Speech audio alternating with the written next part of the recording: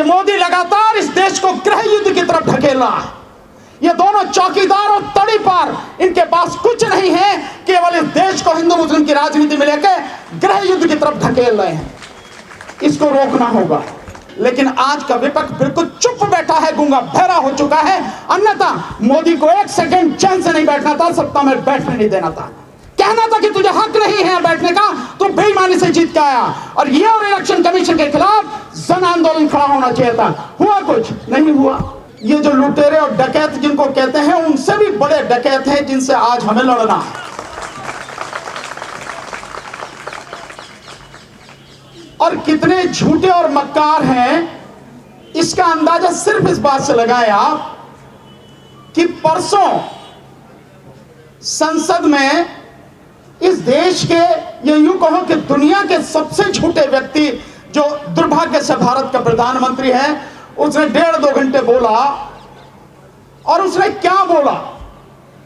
11-12 संकल्प उसने गिनाए, पर एक संकल्प जिससे शुरुआत उसने की, मैं उसके विषय में बताता हूं। उसने कहा कि भ्रष्टाचार के विषय में, करप्शन के विषय में जीरो टॉलरेंस, यानी कोई उसके विषय में बर्दाश्त नहीं किया जाएगा। हां, बर्दाश्त नहीं किया जाएगा कि कोई भ्रष्टाचार के विषय में बोले और मोदी को कोई भ्रष्टाचारी कहे, यह बर्दाश्त नहीं किया जाएगा। मतलब वो व्यक्ति इस बात को कह रहा है जो छटा हुआ बेईमान और भ्रष्टाचारी। वो व्यक्ति इस बात को कह रहा है जिसने तमाम भ्रष्टाचारियों को अपने पास रख लिया, गले लगा लिया, उनको मंत्री, मुख्यमंत्री न जाने क्या क्या बना दिया। वो व्यक्ति भ्रष्टाचार की बात कर रहा है। वो व्यक्ति भ्रष्टाचार पे जीरो टॉलरेंस की बात कर रहा है जिसने इलेक्टोरल बॉन्ड के माध्यम से, ईडी और सीबीआई और इनकम टैक्स डिपार्टमेंट के माध्यम से चंदा दो और धंधा लो लेकर इस देश को लूटा है। वो व्यक्ति भ्रष्टाचार की बात कर रहा है, जीरो टॉलरेंस की बात। और बेशर्मी उसकी देखिए कि यह बात वो संसद में कर रहा है और उसकी तमाम बात रिकॉर्ड होंगी। आने वाली दुनिया जब भी संसद के इस सारे रिकॉर्ड को देखेगी तो पाएगी कि किस कदर झूठा और मक्कार इस देश का प्रधानमंत्री, जिसको झूठ बोलने में जरा सी भी शर्म नहीं आती, इतने भी उसे पता नहीं है। उन लोगों से लड़ाई है साथियों हमारी, जो आप यहां देख रहे हैं कि लोकतंत्र बचाओ, संविधान बचाओ। ये वाकई में बहुत बड़ी लड़ाई है लोकतंत्र और संविधान को बचाने की। और ये जो आप ऊपर लिखा हुआ देख रहे हैं बोर्ड पर, वक्फ बिल और जो उपासना का कानून है 1991 का, इसके विषय में जो बात हो रही है, कानून बिल्कुल सही है, साफ है बिल्कुल, इसमें कहीं किसी को कुछ भी संदेह होना नहीं चाहिए। बिल्कुल स्पष्ट रूप से उपासना का जो कानून है 1991 का, वो साफ कहता है। अब्दुल्ला आजमी साहब ने वो आपको सब बता दिया कि 1947 तक जिस भी धार्मिक स्थल की जो स्थिति थी उस पर किसी किस्म की चर्चा नहीं की जाएगी। उसका जो स्वरूप है उसको छेड़ा नहीं जाएगा, बिगाड़ा नहीं जाएगा। और यही नहीं, उसमें यहां तक स्पष्ट है कानून में कि उस समय तक, यानी 1991 में 17 जुलाई 1991 को यह कानून जब लागू हुआ, तो उस समय तक अगर कोई भी मुकदमे, कोई भी अपील, कहीं कुछ भी चल रहा है किसी भी अदालत में, वो उस दिन को खत्म हो जाएंगे। और साथ में उसके बाद इससे संबंधित कोई भी मुकदमा, कोई भी अपील किसी भी अदालत में नहीं की जाएगी और किसी अदालत को कोई अधिकार नहीं होगा इस पर सुनवाई करने का। बावजूद उसके आपने देखा जो हाल चल रहे हैं। जहां तक आप वक्फ कानून में संशोधन की बात है, मेरा मोदी से एक ही बात कहना, हालांकि वो बेशर्म व्यक्ति है, उससे कुछ भी कहने का कोई अर्थ नहीं है, पर फिर भी अगर उसे वाकई में जो है मतलब ये संशोधन करने की, बदलाव करने की बड़ी एक इच्छा है, बड़ा लालायित रहता है वो। कभी जो मुस्लिम समाज का जो कानून है, वो महिलाओं के ऊपर जो कानून था, 3 शादियों के ऊपर जो कानून था, वो जो 3 उसको जो अगर आपको वाकई में कानून में संशोधन करने हैं तो एक कानून ऐसा बनाओ कि इस देश का प्रधानमंत्री अगर एक शब्द भी झूठ बोले उसे का दो। कानून ऐसा बनाओ ना, बनाओ ऐसा कानून। एक कानून आप ऐसा बनाओ कि जितने भी भ्रष्टाचारी हैं उनको सड़क पर खड़ा करके एक बनाओ ऐसा कानून। अगर तुम्हें हिम्मत है तो नहीं बनाएंगे, नहीं करेंगे, क्योंकि सारे लुटेरे हैं। पर मुस्लिम समाज से संबंधित कानून बनाएंगे, वक्फ कानून में संशोधन करेंगे। और जो आपने कहा केवल आपकी बात नहीं है संशोधन करके कि दूसरे धर्म का आना चाहिए, यह संविधान का खुला उल्लंघन है।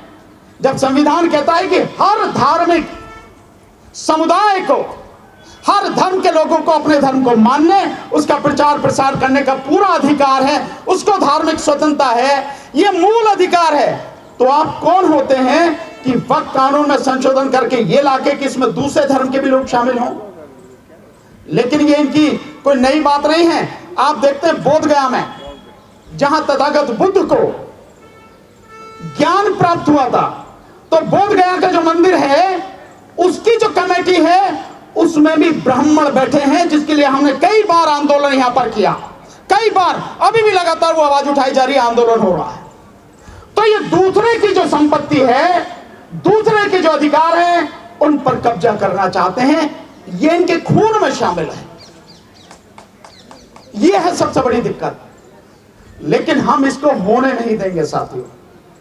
और मैं आपसे ये निवेदन कर रहा हूं कि देखिए, हम ये जो आवाज उठाते रहते हैं, आज हम आए और कानून को लेकर आवाज उठा रहे हैं, इससे कुछ होने वाला नहीं है। बात इससे आगे बढ़ चुकी है।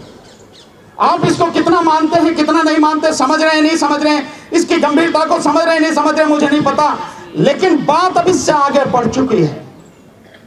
और मेरा आपसे कहना है कि इस चीज को बंद करिए। यहां आंदोलन इस तरह से करने बंद कीजिए, यहां विरोध प्रदर्शन करना बंद कीजिए। इससे कुछ हासिल नहीं होगा। क्यों? ये नंबर 1 के निकम्मे हैं, इनकी कानों पर आपकी आवाज का कोई असर नहीं होता, कुछ नहीं होगा। इस सबसे होगा कैसे? हम लोगों को गांव-गांव, गली-गली, मोहल्ले, शहर जाके लोगों को तैयार करना है जन आंदोलन के लिए, और जन आंदोलन खड़ा करना है, तभी कुछ बदलेगा, नहीं तो कुछ बदलने वाला नहीं है। आज देश में जो स्थिति है, मेरे ज्ञान और अनुभव के हिसाब से वो स्थिति यह है कि किसी भी संस्था से आपको कोई न्याय मिलने वाला नहीं है। कोई संस्था आपके लिए कुछ करने वाली नहीं है, कोई आपकी बात सुनने वाली नहीं है।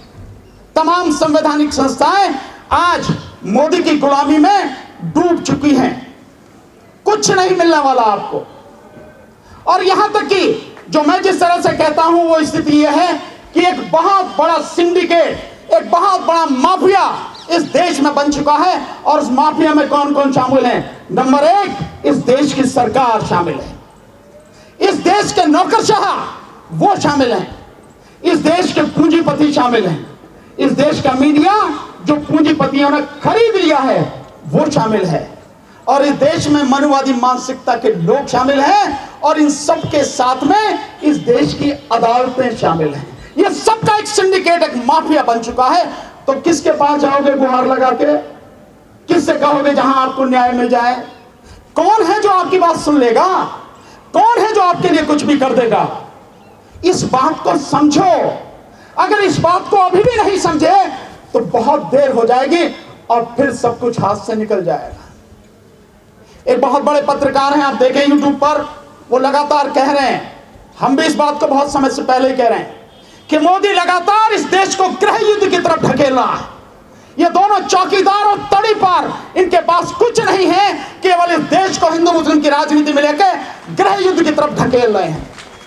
इसको रोकना होगा, इसको रोकना होगा, और इसको हम ही को पहल करनी पड़ेगी। रोकने के लिए हम ही को रोकना है। दिक्कत हमारी है, किसी नेता की कोई दिक्कत नहीं है। आप समझते हो कि कोई नेता, किसी पार्टी का कोई व्यक्ति इस बात को कहेगा? कहीं नजर नहीं आता। कहीं आता है आपको? लोकसभा चुनाव हुआ यहां पर 2024 का, और 3 बड़ी संस्थाओं ने इस बात को कहता हूं, हर मंच से कहता हूं, 3 बड़ी संस्थाओं ने सारे सबूतों के साथ, सारे तथ्यों के साथ यह बात सिद्ध कर दी कि लोकसभा चुनाव में व्यापक पैमाने पर धांधली हुई है और मोदी का गुलाम, इस देश का इलेक्शन कमिश्नर राजीव कुमार, उसने व्यापक धांधली करके बीजेपी को सत्ता में लेके आया है। और क्या थी वो धांधली? 542 लोकसभा सीटों पर चुनाव हुए, 543 है कुल, लेकिन एक लोकसभा क्षेत्र सूरत का वो अनअपोज डिक्लेयर कर दिया बीजेपी का व्यक्ति, कांग्रेस वाला छोड़ के भाग गया। उस लोकसभा सीट के अलावा 542 लोकसभा सीटों पर चुनाव हुआ। आप जानकर हैरान होंगे कि केवल 4 लोकसभा सीटों पर ही जितनी वोटें पड़ी उतनी वोटें निकली, केवल 4। और 362 लोकसभा सीटों पर जितनी वोटें पड़ी उससे कम वोटें निकली, और 176 लोकसभा सीटों पर जितनी वोटें पड़ी उससे ज्यादा वोटें निकली, जिसकी वजह से बीजेपी 79 सीटें जीत कर आई। ये 79 सीटें आप 232-33 जो भी हैं, 240 हैं, उसमें से माइनस कर दीजिए, बीजेपी कहां आके टिक जाएगी? 160 पर। सरकार बनने का मतलब नहीं है किसी भी हालत में। लेकिन आपने देखा कि विपक्ष का कोई नेता इस बात को उठाता हो? आपने किसी की भी आवाज सुनी? किसी ने एक शब्द इस विषय में बोला हो? अगर विपक्ष बीजेपी होती विपक्ष में, तो कांग्रेस या जितने भी लोग सत्ता में होते, 1 सेकंड उनको चैन से नहीं बैठने देती। लेकिन आज का विपक्ष बिल्कुल चुप बैठा है, गूंगा बहरा हो चुका है। अन्यथा मोदी को 1 सेकंड चैन से नहीं बैठना था, सत्ता में बैठने नहीं देना था, कहना था कि तुझे हक नहीं है बैठने का, तू बेईमानी से जीत के आया। और ये और इलेक्शन कमीशन के खिलाफ जन आंदोलन खड़ा होना चाहिए था। हुआ कुछ नहीं हुआ। इसके बाद में केवल इतनी चीजें नहीं, और कितना हुआ? 4,65,46,884 वोटें बढ़ाई गई, विपक्ष चुप बैठा। और इसके बाद आप आ जाइए हरियाणा का चुनाव। हरियाणा के चुनाव में 14 लाख वोटें बढ़ाई गई, 14 लाख वोटें। और 14 लाख वोटें बढ़ाने के बाद 20 सीटें बीजेपी जीत कर आई। आज उसकी सत्ता है। यानी 10 साल तक जिसकी सत्ता थी, जिसको लोग फूटी आंख सुहाते नहीं थे, जो देखना नहीं चाहते थे, वो इतनी बड़ी पावर मतलब वोटों से जीत गया जितना पहले भी नहीं था। लेकिन विपक्ष क्या कर रहा है? चुप, सन्नाटा, मुर्दानगी छाई हुई।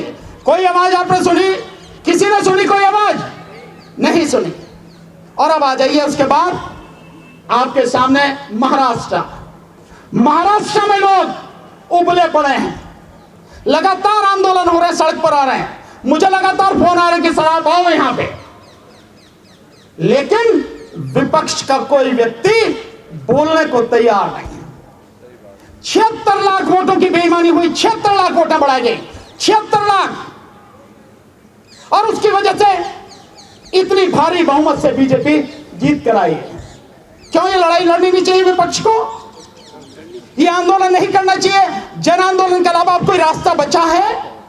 कोई रास्ता नहीं बचा। लेकिन विपक्ष ना बोलने को तैयार है, ना लड़ने को तैयार है। इसीलिए तो मैंने कहा, और इसलिए हमारे साथी सब कह के गए, अब आपको लड़ना है। नेताओं को कोई फर्क नहीं पड़ता। नेता तो बंदर की तरह गुलाटी मार के आज यहां बैठा, कल को यहां बैठ जाएगा, कुछ नहीं फर्क पड़ता उस पर।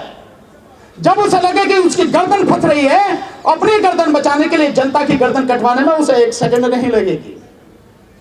वो दल बदलू बेपेंदी के लोटे की तरह, थाली में पड़े बैंगन की तरह इधर से उधर जरा सी देर में हो जाए।